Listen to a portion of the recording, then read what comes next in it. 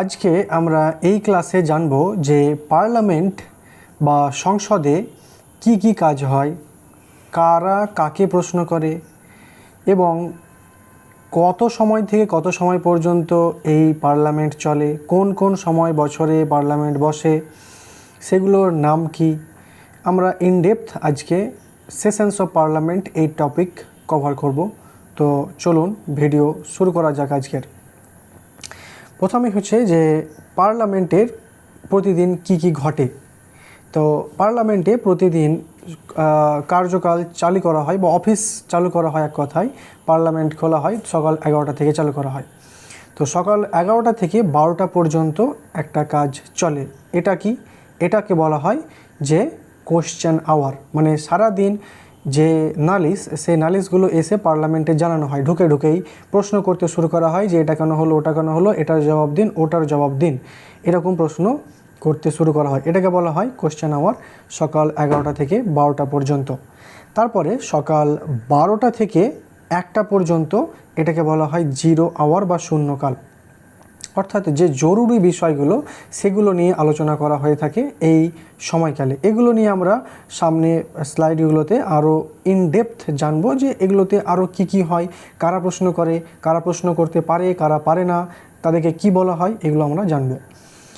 পরে হচ্ছে যে দুপুর 1টা থেকে 2টো পর্যন্ত এটা হচ্ছে লাঞ্চ ব্রেক। মন্ত্রীমশাইরা বা মেম্বার অফ পার্লামেন্টরা তারা লাঞ্চ বা দুপুরের খাবার খাওয়ার জন্য একটা ব্রেক পায় দুপুর 1টা থেকে 2টো পর্যন্ত। তারপরে আবার চালু হয়ে যায় পার্লামেন্ট দুপুর 2টো থেকে 6টা পর্যন্ত লোকসভাতে। আর রাজ্যসভাতেও সবগুলো একই, খালি দুপুর 2টো থেকে বিকেল 5টাতেই পার্লামেন্ট শেষ হয়ে যায়। আশা করি বুঝতে পেরেছেন। পরের স্লাইড, যে পার্লামেন্টের অধিবেশন, যে এটা অধিবেশনটা কে বসান। পার্লামেন্টের অধিবেশন, পার্লামেন্টের রাষ্ট্রপতি সংসদের অধিবেশন আহ্বান করেন। সংবিধান অনুযায়ী দুটি অধিবেশনের মাঝে 6 মাসের বেশি গ্যাপ থাকতে পারে না, অর্থাৎ বছরে অন্তত দুবার বসতেই হবে। তাহলে যে পার্লামেন্ট কখন কখন হয়, বছরে কবার বসে? এক কথায় পার্লামেন্ট বছরে 3বার বসে। মোট 3বার বছরে পার্লামেন্ট বসে। তাহলে 3বারের নাম কি? 3বারের নাম হচ্ছে যে বাজেট সেশন, উইন্টার সেশন, আর একটা হচ্ছে মনসুন সেশন। 3বার সেশন বসে। তাহলে বাজেট সেশনটা কি হয়? বাজেট সেশন হয় ফেব্রুয়ারি থেকে মে মাস পর্যন্ত। ফেব্রুয়ারি থেকে মে মাস পর্যন্ত এটা বছরের প্রথম এবং সবচেয়ে দীর্ঘ অধিবেশন চলে। এটা বছরের প্রথমেই চালু হয় বাজেট সেশন এবং সব থেকে বেশি সময় ধরে চলে। তারপরে হচ্ছে মনসুন সেশন। মনসুন সেশন কখন হয়? এটা বর্ষাকালীন অধিবেশন, অর্থাৎ এটা জুলাই থেকে আগস্ট মাসে এই মনসুন সেশন হয়ে থাকে। তারপরে হচ্ছে উইন্টার সেশন, মানে এটা শীতকালীন অধিবেশন, নভেম্বর থেকে ডিসেম্বর মাস পর্যন্ত। এটা খুবই অল্প সময়ের জন্য অধিবেশনটা চলে। এটাকে সব থেকে শর্টেস্ট সেশন বলা হয় বা সব থেকে ছোট অধিবেশন বলা হয়ে থাকে। আরেকটা হয়ে থাকে স্পেশাল সেশন। স্পেশাল সেশন কখন হয়? যে মন্ত্রী পরিষদ বা সিওএম, রুলিং গভর্নমেন্টের যে মন্ত্রিমণ্ডল থাকে, সিওএম, কাউন্সিল অফ মিনিস্টার্সরা, তারা যদি মনে করে যে কোনো একটা জরুরি বিষয়ে আলোচনা করতেই হবে, এই সময় পার্লামেন্টের অধিবেশন ডাকতেই হবে, তখন তারা রাষ্ট্রপতির কাছে জানায় এবং রাষ্ট্রপতি তখন সঙ্গে সঙ্গে সেই অনুরোধ গ্রহণ করে এবং পার্লামেন্টের অধিবেশন শুরু করে দেয়। তাহলে আপনারা এই চ্যাপ্টার থেকে বুঝতে পারলেন যে বাজেট সেশন বছরে কবার বসে, কি কি সেশন হয়, কোন মাস থেকে কোন মাস পর্যন্ত সেশন হয় এবং স্পেশাল সেশন কি। আশা করি বুঝতে পেরেছেন। নেক্সট স্লাইড যাওয়া যাক। এবার হচ্ছে private members business. Private members business মানে কি? মানে হচ্ছে যে সংসদে যারা থাকেন তারা প্রত্যেকেই মেম্বার অফ পার্লামেন্ট বা এমপি। তো তারা প্রত্যেকেই কিন্তু মন্ত্রী নন। তারা কি হয়? তারা হয় বিরোধী পক্ষ এমপি অথবা রুলিং গভর্নমেন্টেরই এমপি, কিন্তু তারা মন্ত্রী নয়। তো তারা সংসদে যে বিলটি নিয়ে আসে, মানে কোনো একটি আইন জারি করার জন্য যেটা প্রথমে সংসদে পেশ হয়, সেটা হচ্ছে বিল। সেটা পাস হয়ে রাষ্ট্রপতি সই করে দেওয়ার পর সেটা হয়ে যায় অ্যাক্ট বা আইন। তো সেই যে আইন আনার জন্য যে প্রস্তাব পেশ করা হয় পার্লামেন্টে, বিল, সেই বিলটা যদি যারা মন্ত্রী নয় তারা পেশ করে, তাহলে সেটাকে বলা হয় প্রাইভেট মেম্বার্স বিল। আশা করি বুঝতে পেরেছেন। আর প্রাইভেট মেম্বার হলেন ইনারা, যারা মন্ত্রী নয়, সেটা হতে পারে রুলিং গভর্নমেন্টের এমপি অথবা অপোজিশনের এমপি, মানে বিরোধী পক্ষের এমপি। এই প্রাইভেট মেম্বাররা যখন কোনো বিল বা প্রস্তাব সংসদে পেশ করেন, সেটাকে প্রাইভেট মেম্বার্স বিল বলা হয় বা বিজনেস বলা হয়। এদের বিল পেশ করার জন্য 1 মাস আগাম নোটিশ দিতে হয়। তাহলে ইনারা যদি চায় যে বিল পেশ করব সংসদে, তাহলে তাদেরকে 1 মাস আগে থেকে এই বিষয়ে নোটিশ যা দিতে হবে। সাধারণত এটি শুক্রবার বিলের আলোচনা করা হয়ে থাকে। আশা করি বুঝতে পেরেছেন। পরের টপিক হচ্ছে যে সংসদের দিনের প্রথম ঘন্টা, যেটা সকাল 11টা থেকে 12টা সকালের জন্য বরাদ্দ থাকে, সেটাকে আমরা কোশ্চেন আওয়ার জানলাম। তাহলে সেই কোশ্চেন আওয়ারের ব্যাপারে আমরা এবার ডিটেলসে জানবো। তো ইন ইংলিশে যদি আমরা বলি, the first hour of every parliament, মানে এভরি পার্লামেন্ট সিটিং, মানে সংসদের সদস্যরা কী করেন, যে প্রত্যেক যে সিটিং বা অধিবেশন তার প্রথম যে ঘন্টা, সেটা ইজ স্লটেড ফর দিস, মানে এটার জন্য এটা বাঁধা থাকে। এই কোশ্চেন আওয়ারের জন্য প্রথম 1 ঘন্টা বেঁধে দেওয়া হয় যে এখানে কোশ্চেন করা হবে, এটা question hour. During this time, মানে এই টাইম চলাকালীন, দ্য মেম্বার্স আস্ক কোশ্চেন্স, মানে যারা মেম্বার অফ পার্লামেন্ট থাকেন তারা মন্ত্রীদেরকে বা অন্যান্য এমপিদেরকে তারা প্রশ্ন করেন। The ministers actually give answers, তাহলে তার যে মন্ত্রীরা থাকেন তারা এর প্রশ্নগুলোর উত্তর দিতে বাধ্য থাকেন। Notice must be given to the secretary general at least 10 days in advance. তাহলে এই প্রশ্নগুলো করার জন্য যে সেক্রেটারি জেনারেল থাকে পার্লামেন্টের, তাকে নোটিশ দিতে হয়। তাহলে তিনি নোটিশ পাবেন 10 দিন আগে, তবেই কিন্তু তারা এই কোশ্চেন আওয়ারে প্রশ্ন করতে পাবে এমপিরা। আশা করি বুঝতে পেরেছেন যে মন্ত্রীরা সকাল 11টায় এসে পার্লামেন্টে উপস্থিত হলেন, তারা 11টা থেকে 12টা পর্যন্ত কোশ্চেন করবেন, কিন্তু এই কোশ্চেন করার জন্য তাদেরকে 10 দিন আগে থেকেই নোটিশ জানিয়ে দিতে হবে ওই সেক্রেটারি জেনারেলকে। পরে হচ্ছে যে প্রশ্নকালে সাধারণত 3 ধরনের প্রশ্ন করা হয়ে থাকে। যে কোশ্চেন আওয়ারটা থাকে সেখানে কী রকম ধরনের প্রশ্ন করা হয়, যে উঠে গেল, যে যেমন পারলো বলে দিল, প্রশ্ন করে দিল, তা কি হয় না। প্রথমে হচ্ছে যে স্টার্ট কোশ্চেন হচ্ছে যে তারকাযুক্ত প্রশ্ন। এই প্রশ্নগুলোর উত্তর মৌখিক বা ওরালভাবে দিতে হয়। তো মুখে মুখেই প্রশ্ন করা হয় এবং এর উত্তর মন্ত্রীরা মুখে মুখেই দিয়ে থাকেন। যেহেতু উত্তর মুখে দেওয়া হয়, তাই চাইলে এর ওপর আরও 5টি পরিপূরক প্রশ্ন বা সাপ্লিমেন্টারি কোশ্চেন পাল্টা প্রশ্ন করা যায়। মানে ধরুন সাপ্লিমেন্টারি কোশ্চেন যদি আপনি বুঝতে চান যে সাপ্লিমেন্টারি কোশ্চেনটা বা কী, মানে একটা প্রশ্ন করা হলো, এমপি একজন বিরোধী পক্ষের এমপি একজন রুলিং গভর্নমেন্টের মন্ত্রীকে প্রশ্ন করলেন মুখে মুখেই ওরালভাবে। তো সেই মন্ত্রী সেই এমপিকে উত্তর দিয়ে দিলেন। তারপরে ওই এমপি কিন্তু আবার ওই উত্তরের পরিপ্রেক্ষিতে আবার 5টা প্রশ্ন করতে পারবেন। সাধারণত 3টে করে থাকেন প্রত্যেকটা এমপি। তো এই সাপ্লিমেন্টারি কোশ্চেনটা কি, একটা উদাহরণ হিসেবে যদি বলা যায়, যে ধরুন আপনি কাউকে জিজ্ঞাসা করলেন যে তোমার বাড়ি কোথায়, তো সে বলল তুমি থাকো কোথায় জিজ্ঞাসা করলেন, তো সে বলল আমি ভারতে থাকি।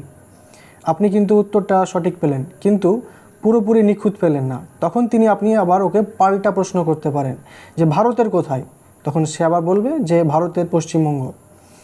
তো তারপরে আপনি আবার একটু প্রশ্ন করতে পারবেন পশ্চিমবঙ্গের কোথায়, তো সে বলবে যে পশ্চিমবঙ্গের বীরভূমে। এইভাবে যে পাল্টা কোশ্চেনগুলো করতে চান আপনি করতে পারেন নিজের উত্তরটাকে আরও নিখুঁতভাবে নেওয়ার জন্য, এটাকেই বলা হয় সাপ্লিমেন্টারি কোশ্চেন। তারপরে হচ্ছে যে আনস্টার্ড কোশ্চেন, মানে তারকাবিহীন প্রশ্ন। এই প্রশ্নগুলোর উত্তর লিখিতভাবে বা রিটেন দিতে হয়।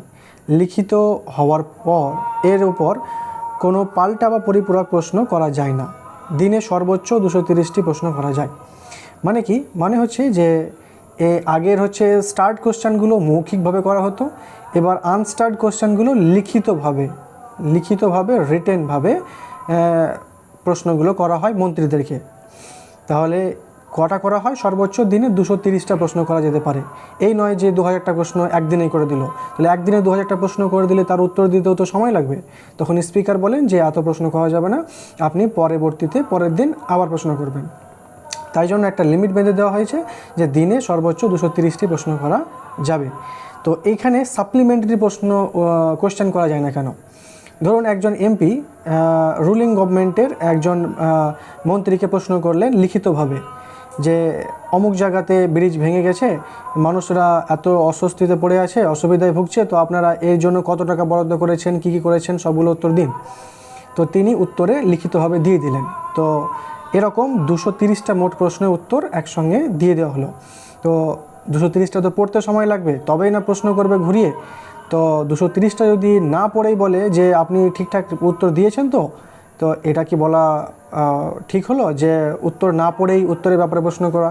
তাই জন্য এখানে সাপ্লিমেন্টারি কোশ্চেন করা যায় না, যে আগে উত্তর পড়ুক তারপরে তখন সাপ্লিমেন্টারি কোশ্চেন করা যাবে। তো সাপ্লিমেন্টারি কোশ্চেন করার জন্য সেই দিনটা আর থাকেই না, পরবর্তী দিনে আবার নতুন প্রশ্ন চলে আসে, তাই জন্য সেটা আনস্টার্ট কোশ্চেনে চলে আসে।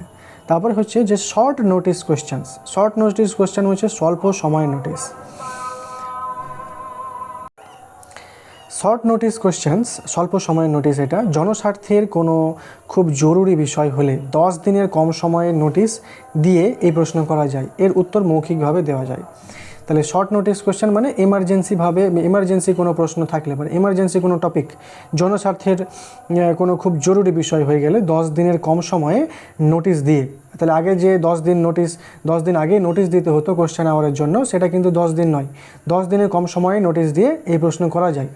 যে স্পিকারকে বলা হয় যে স্যার এটা খুব জরুরি ম্যাটার, তো 10 দিন আর অপেক্ষা করা যাবে না, তো আপনি 10 দিনের আগেই আমরা এই প্রশ্ন করতে চাই, আপনি অনুমতি দিন। তখন স্পিকার এটার অনুমতি দিয়ে দেয় এবং 10 দিনের আগেই এমপিরা রুলিং গভর্নমেন্টের মন্ত্রীমশাইদেরকে প্রশ্ন করে থাকেন এবং এর উত্তর কিন্তু মৌখিকভাবে দেওয়া হয়। তাহলে শর্ট নোটিস কোশ্চেন্স আপনারা বুঝতে পারলেন আশা করছি। পরের হচ্ছে যে শূন্যকাল বা 0 আওয়ার, 12টা থেকে যে 1টা পর্যন্ত যে 0 আওয়ার, সেটার ব্যাপারে আমরা ইনডেপথ এবার জানব। প্রশ্নকাল শেষ হওয়ার পর এবং লাঞ্চের আগে, প্রশ্নকাল মানে কোশ্চেন আওয়ার 11টা থেকে 12টা, এটা শেষ হয়ে যাওয়ার পর 12টা থেকে 1টা পর্যন্ত, এবং ওই যে লাঞ্চের আগে মানে 1টা থেকে 2টো যে লাঞ্চ, তার আগেই যে টাইমটা, সেটাকে 0 আওয়ার বলা হয়। এটি বিশেষ কেন বিশেষ? এটি ভারতীয় মিডিয়ার দেওয়া নাম, মানে সংসদের নিয়মের বইতে বা রুল বুক যেটা আছে সেখানে কোথাও লেখা নেই এটা যে 0 আওয়ার নাম এটার। 12টা থেকে 1টা টাইমটা 0 আওয়ার, এটা নাম দিয়েছে মিডিয়া। এখন প্রশ্ন করার জন্য কোনো আগাম নোটিশের প্রয়োজন নেই। এই 0 আওয়ারে এমপিরা প্রশ্ন করতে হলে তাদেরকে কোনো আগাম নোটিশ দিতে হয় না, যে যার মতো ইচ্ছা প্রশ্ন করতে পারে, যাকে ইচ্ছা। সদস্যরা যে কোনো গুরুত্বপূর্ণ বা জরুরি বিষয় সরাসরি উত্থাপন করতে পারেন। সদস্যরা যে কোনো জরুরি বিষয় উত্থাপন করে প্রশ্ন করতে পারেন। যেহেতু কোনো নোটিশ দেওয়া থাকে না, কোনো নিয়ম শৃঙ্খলা থাকে না, মন্ত্রীরাও আগে থেকে প্রস্তুত থাকেন না যে কোন প্রশ্ন আসতে চলেছে, তাই সে সময় সংসদের সবচেয়ে বেশি হট্টগোল দেখা যায় সেই সময়তেই হয়। কোন সময়তে? তাহলে এটা হচ্ছে 0 আওয়ারে, অর্থাৎ যেহেতু সেখানে কোনো নিয়ম শৃঙ্খলা নেই, যে জায়গায় ইচ্ছা যেমন ইচ্ছা যা ইচ্ছা প্রশ্ন করতে পারে, তাই জন্য সেখানে বেশি হট্টগোল হয়ে থাকে। আশা করি বুঝতে পেরেছেন 0 আওয়ারটা। পরেরটা হচ্ছে যে এবার আমরা যা বুঝলাম সেই ব্যাপারে এমসিকিউ শিখব। প্রথম এমসিকিউটা হচ্ছে যে 2টি সংসদীয় অধিবেশনের মধ্যে সর্বোচ্চ কত মাসের ব্যবধান থাকতে পারে? আমরা আগেই পড়ে এলাম 6 মাসের, 6 মান্থের বেশি গ্যাপ থাকবে না, 6 মাসের বেশি গ্যাপ। এই প্রশ্নগুলো পরীক্ষায় দিয়ে থাকে, তাই জন্য আমি আপনাদেরকে করে দিচ্ছি। সংসদের কোনো অধিবেশনটি সাধারণত সবচেয়ে দীর্ঘ বা লংগেস্ট সেশন। তো লংগেস্ট সেশন আমরা কি দেখলাম? বাজেট অধিবেশনটা সব থেকে বেশি, বাজেট সেশনটা, তাই জন্য এটা লংগেস্ট সেশন হয়ে থাকে। পরেরটা হচ্ছে যে সংসদের সবচেয়ে ছোট বা শর্টেস্ট সেশন কোনটা? এটা নভেম্বর-ডিসেম্বর মাসে হয়ে থাকে, শীতকালীন সেশন সেটা হচ্ছে শর্টেস্ট। তারপরে মন্ত্রী পরিষদের সিওএমস মানে কাউন্সিল অফ মিনিস্টার্সরা অনুরোধে কে সংসদের বিশেষ অধিবেশন বা স্পেশাল সেশন ডাকতে পারেন? সিওএম যদি মনে করে কোনো গুরুত্বপূর্ণ বিষয় আছে, সেটা নিয়ে চর্চা করতে হবে, এখনই অধিবেশন বসাতে হবে পার্লামেন্টে, তখন সেটাকে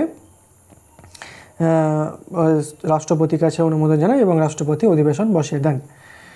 নেক্সট হচ্ছে যে সংসদীয় কার্যক্রমের প্রথম ঘন্টাকে বা ফার্স্ট আওয়ারকে কি বলা হয়? ফার্স্ট আওয়ারকে বলা হয় প্রশ্নকালীন সময় বা কোশ্চেন আওয়ার। পরেরটা হচ্ছে যে সাধারণ প্রশ্নকাল বা কোশ্চেন আওয়ার এর প্রশ্ন উত্থাপন করার জন্য অন্তত কতদিন আগে নোটিশ দিতে হয়? তাহলে কোশ্চেন আওয়ারে প্রশ্ন করার জন্য অন্তত 10 দিন আগে সেক্রেটারি জেনারেলকে এই নোটিশটি দিতে হয়। পরেরটা হচ্ছে যে প্রশ্নকালের প্রশ্নগুলোর আগাম নোটিশ কাকে জমা দিতে হয়? প্রশ্নকালের প্রশ্নগুলোর যে আগাম নোটিশ সেটা সংসদের সেক্রেটারি জেনারেলকে দিতে হয়। অপশান সি এটা সঠিক উত্তর। পরেরটা হচ্ছে যে স্টার্ট কোশ্চেন্স বা তারকাযুক্ত প্রশ্নের উত্তর মন্ত্রী কিভাবে দিয়ে থাকেন? স্টার্ট প্রশ্নগুলো উত্তর, তাহলে এগুলো মৌখিকভাবে বা ওরালভাবে উত্তর দিয়ে থাকেন। পরেরটা হচ্ছে যে স্টার্ট কোশ্চেন্স এর ক্ষেত্রে কি পরিপূরক বা সাপ্লিমেন্টারি প্রশ্ন করা যায়?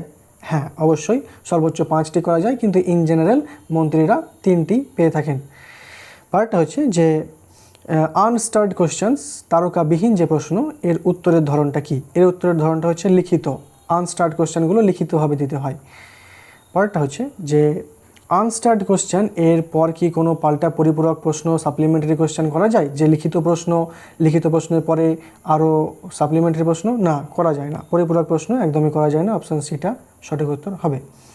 পরেরটা জনস্বার্থের কোনো খুব জরুরি বিষয় হলে 10 দিনের কম সময়ে নোটিশ দিয়ে কোনো প্রশ্ন করা যায় কোশ্চেন আওয়ারে? হ্যাঁ, সেটা শর্ট নোটিস কোশ্চেন বলা হয়। অপশান বি সঠিক উত্তর হবে। পরেরটা হচ্ছে যে সংসদের 0 আওয়ার বা শূন্যকাল এর সাধারণ সময়সূচি কোনটি? 0 আওয়ার চালু হয় দুপুর 12টা PM থেকে 1টা পর্যন্ত।